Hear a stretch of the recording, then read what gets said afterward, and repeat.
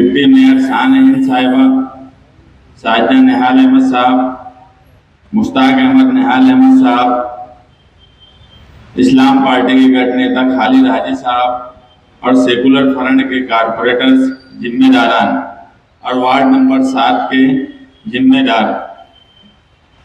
आज मेरे लिए बड़ी खुशी की बात यह है कि निहाल साहब का 99वां जन्मदिन है और इस मौके पर मेरे अपने वार्ड में तालीम के नाम पर कारपोरेशन की तरफ से एक निहाल अहमद मौलवी मोहम्मद उस्मान एजुकेशनल हब की बुनियाद आज रखी जाएंगी। इससे ज़्यादा मेरे लिए खुशी की क्या बात हो सकती है कि हायर एजुकेशन का पहला हब मालेगांव में आगरा रोड के शुमाली हिस्से में हमारे वार्ड में है। इसके लिए मैं सेकुलर फ्रंट के जिम्मेदार आसिफ शेख रशीद साहब और सेकुलर फ्रंट के तमाम ही ओहदेदारान और कारपोरेटर्स का शुक्रिया अदा करता हूं, जिन्होंने 6 मई की महासभा में ये एजुकेशनल हब को मंजूरी दी। हम काम जल्द ही शुरू करने वाले थे, मगर अचानक एमएलसी की आचार संहिता लगने की वजह से हम इस काम को 1 महीने के बाद शुरू करेंगे, क्योंकि अभी एमएलसी की आचार संहिता लगी है। नए टेंडर और नए काम काज शुरू नहीं किए जा सकते, इसलिए ऐलान कर दिया गया और 22 मई पहले से ही प्रोग्राम डिक्लेयर था आचार संहिता लगने से पहले। इसलिए ये हुआ कि ऐलान कर दिया जाए और 1 महीने के बाद काम काज शुरू किया जाए।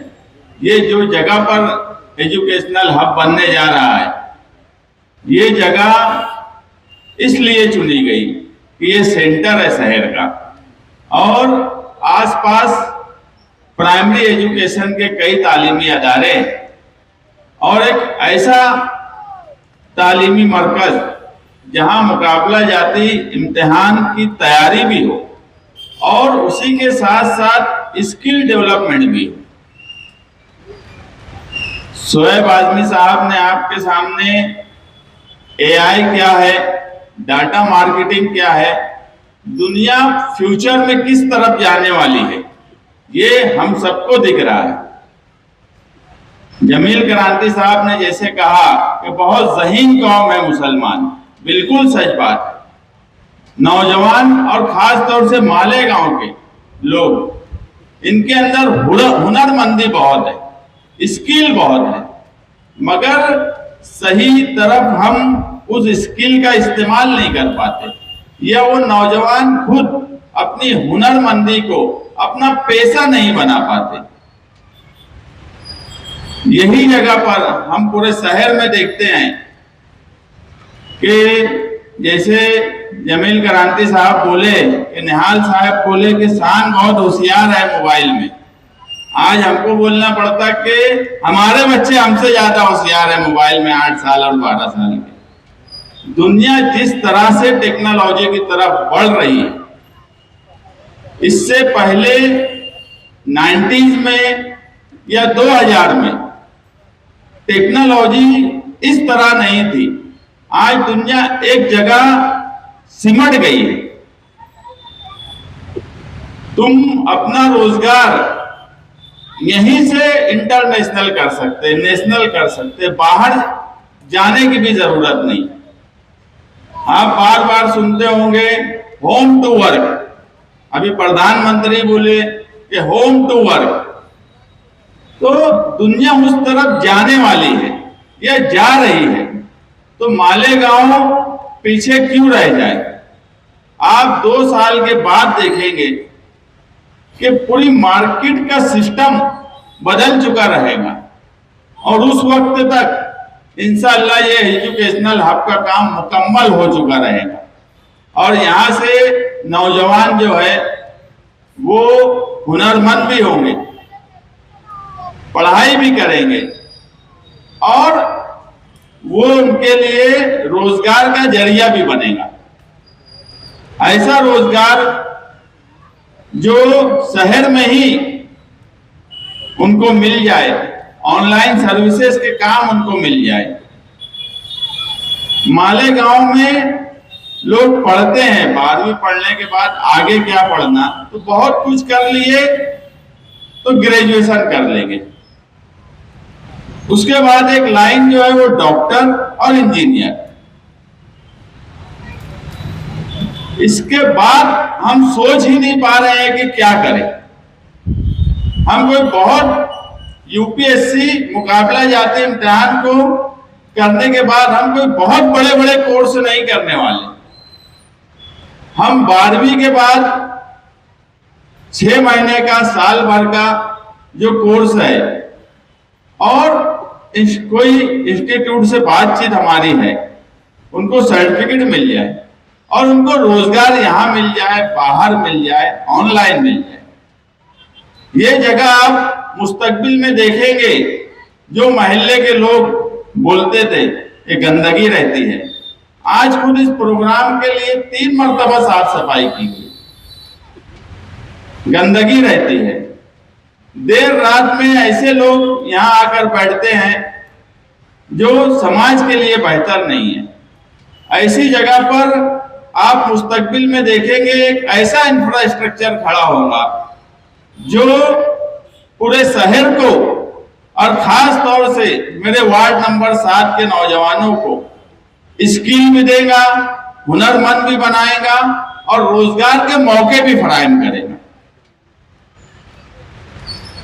हम कारपोरेशन में जब से आए, हम अलग अलग महाज पर काम करने की कोशिश कर रहे हैं, जिसमें एजुकेशन पर हम लोग बहुत सीरियस काम काज करने की तरफ हैं। कल महासभा हॉल में प्राइमरी एजुकेशन के लोग को लेकर एक मीटिंग हुई कि प्राइमरी के एजुकेशन को हम कैसे और बेहतर करें, प्राइमरी स्कूलों के इंफ्रास्ट्रक्चर, बिल्डिंग और वहां जो भी जरूरत है उसको कैसे अच्छा करें, प्राइवेट स्कूलों से उनको जोड़कर वहां और अच्छी तालीम कैसे दी जा सके। यानी बेस बनाने के साथ साथ हायर एजुकेशन की तरफ ये हब हमको लेके जाएंगे। ये हब सिर्फ वार्ड नंबर 7 नहीं, आगरा रोड का शुमाली हिस्सा और पूरा मालेगांव, तुम्हारे इस सलाम चाचा रोड और कासमिया मस्जिद के पास आकर जब नौजवान ऐसी तालीम हासिल करेगा जो हम आज नहीं सोचे, अगर ये चीज हम 5 साल के बाद सोचते तो 5 साल के बाद और जगह चीजें बन जाती। आज शोएब आजमी को अगर डाटा मार्केटिंग या एआई के ताल्लुक से कुछ सीखना है तो नासिक में भी सीखने का उसको मौका नहीं है अभी फिलहाल।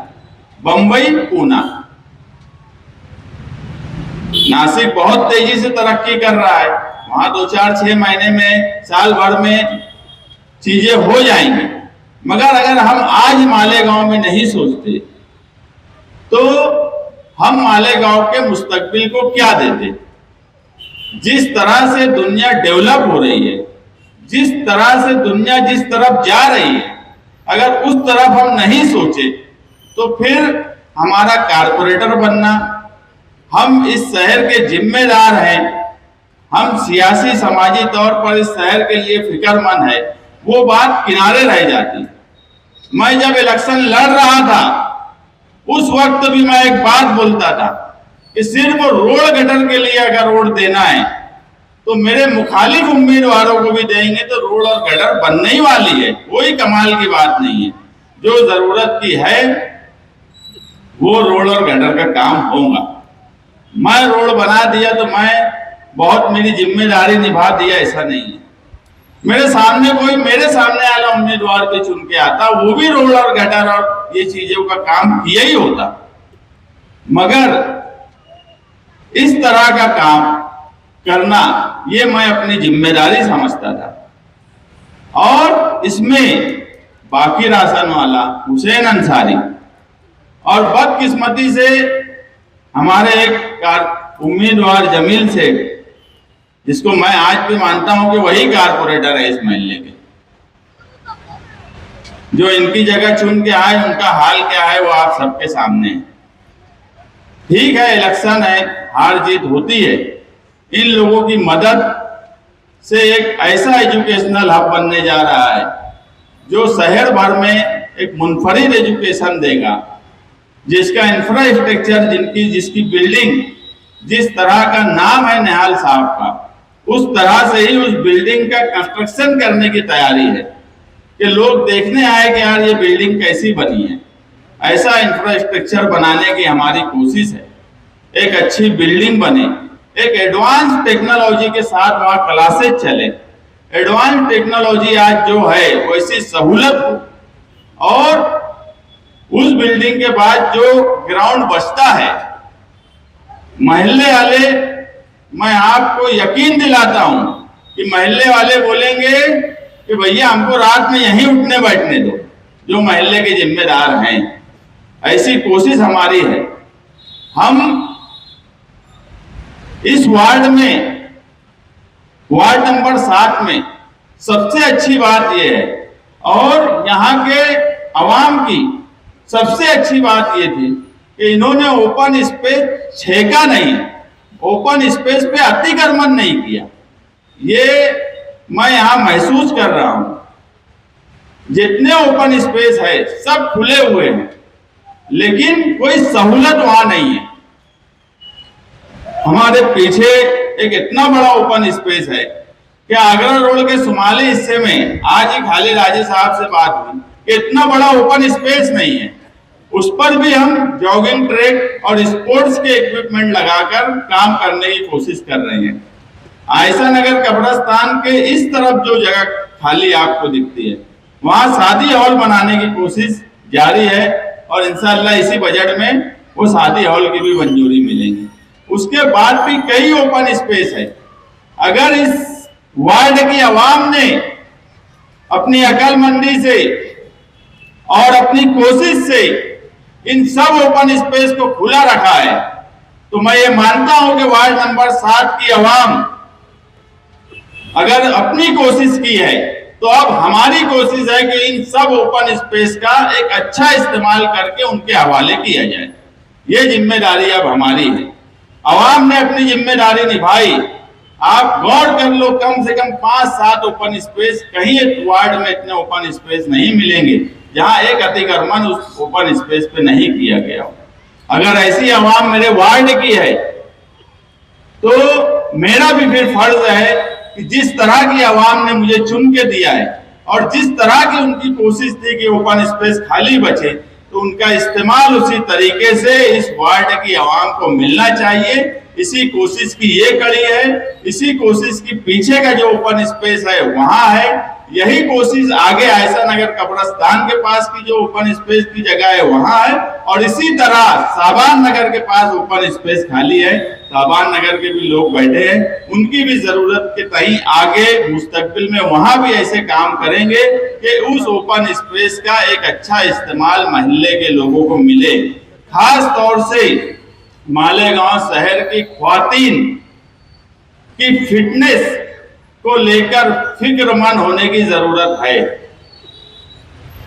40 साल की उम्र होने के बाद घुटना, हड्डी, आदमी की जान, तो औरतें सबसे ज्यादा परेशान होती हैं।